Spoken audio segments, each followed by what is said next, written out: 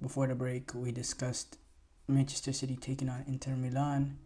We move on to react to some of the top soccer headlines, and we start off with Manchester United. Or no, actually, let's start off with Weston McKennie. He got on the score sheet for Juventus as they were able to get past PSV. 3-1 victory for Juventus. McKennie getting off the mark for Juventus as well. I believe this is his first goal this season. I might need to fact check that. Uh, but it's always interesting with Juventus and McKennie. They not pretend, but they don't value him. They're trying to force him out, and but eventually he gets back to the club. Um, they write him off, but eventually Juventus sort of take him back last minute, and he comes in, and he happens to be one of their more important players to start off the season. They write him off literally every single year, and then eventually he stays in the team. He works hard, and then he proves his worth. He gets into the starting 11. He's one of the more important players.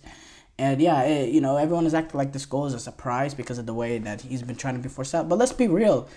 Weston McKennie has been one of the more consistent Juventus performers over the last few years.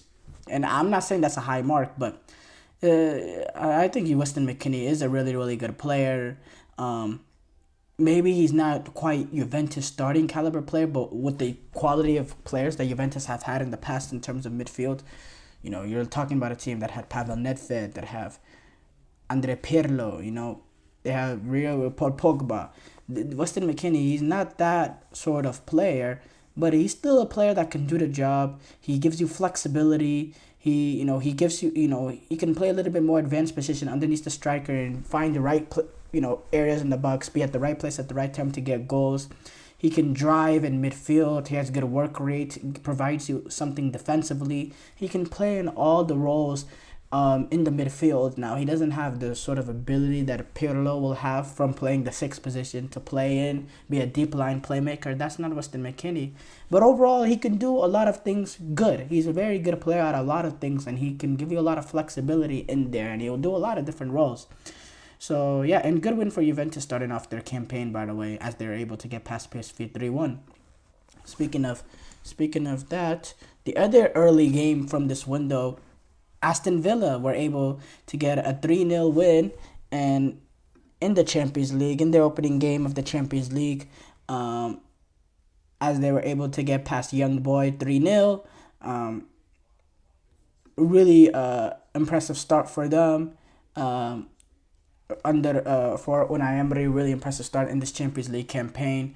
We know what Unai Emery is in these sort of competitions. He can get the best out of a team. He's a really good cup manager, and it's a good start. Going away to Young Boys, going to Switzerland is never an easy outfit, especially when you're Aston Villa. That's relatively new to the Champions League. A lot of these players don't have much experience in the Champions League, if not any experience in the Champions League. So really good performance for Aston Villa. They played some good football. They created a lot of opportunities. And yeah, good start for them. Sporting Lisbon, got past Lille 2-0. As well, that was the other game that we did not cover early on. There was actually one heck of a goal. Oh my goodness. Zeno De Best was able to get, in my opinion, a really good strike off. Just, you don't hit a ball that true.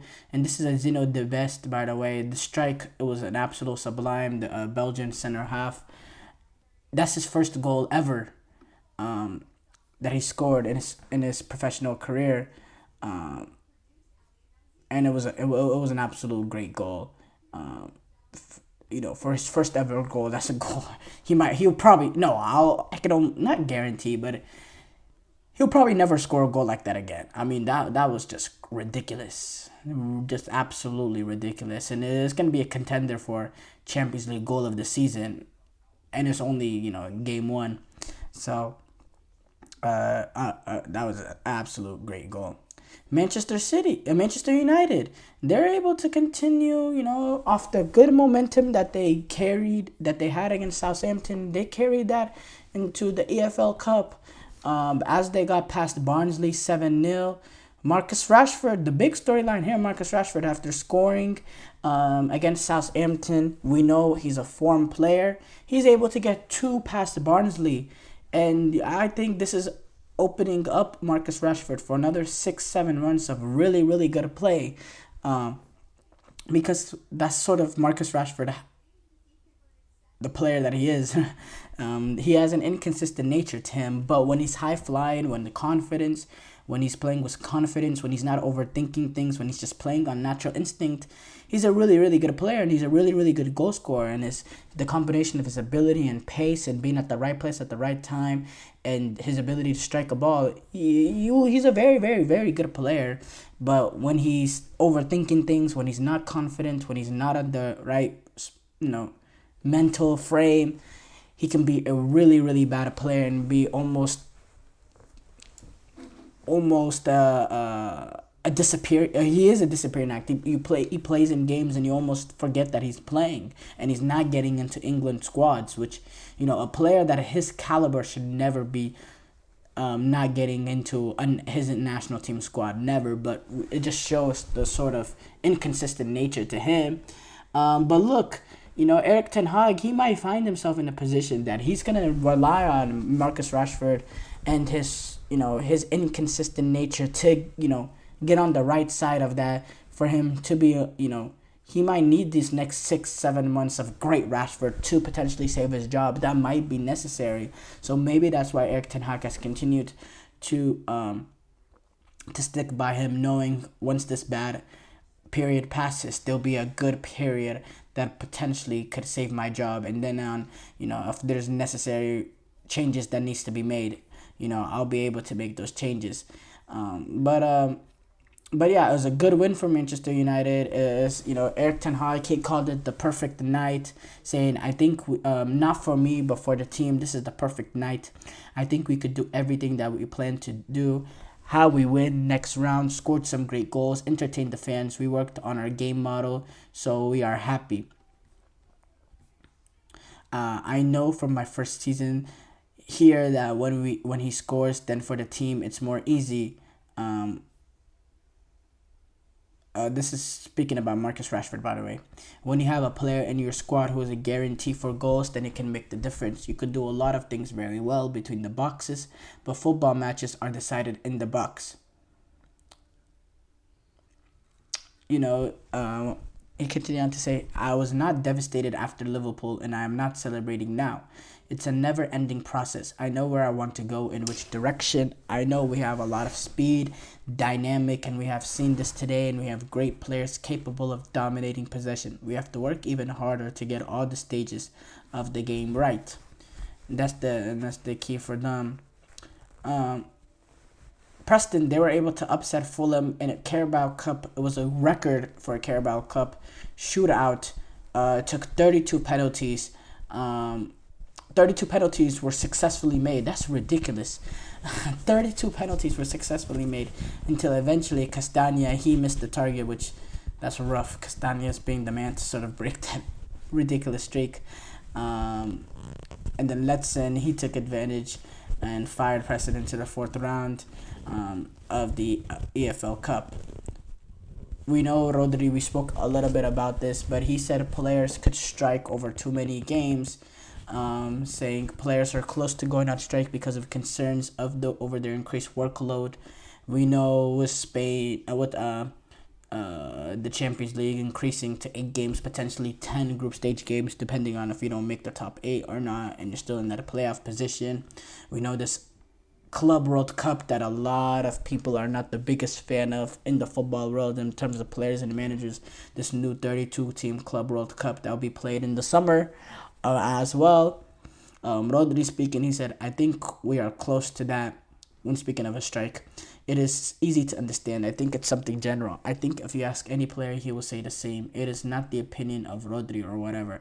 I think it's the general opinion of the players, and if it keeps this way, there will be a moment where we have no other option. I really think, but let's see. I don't know what's going to happen, but it's something that worries us because we are the guys that suffer. When Rodri was talking about games played, he said, I don't have an exact number. From my experience, I can tell you that 60 to 70 games a season, no. Between 40 or 50 is the amount of games in which a player can perform at the highest level. After that, you drop because it is impossible to stay in the physical level. This year, we can go to 70, maybe 80. I don't know. It depends on how far you go in the competitions. In my humble opinion, I think it is too much. Also, when he was talking about being linked to Real Madrid, he said, there's nothing much to say. I have 3 more years at City. When I signed the contract, I don't think about other teams. There's nothing else I can say. Thank you guys for tuning into the GSMC Soccer Podcast presented by the GSMC Sports Network. Your support means a lot to us, so please remember to subscribe to the show and leave a positive review. It really does make a difference. We also invite you to follow us on Facebook, Twitter, TikTok, and Instagram for more content updates. Thank you once again and have a wonderful, wonderful day.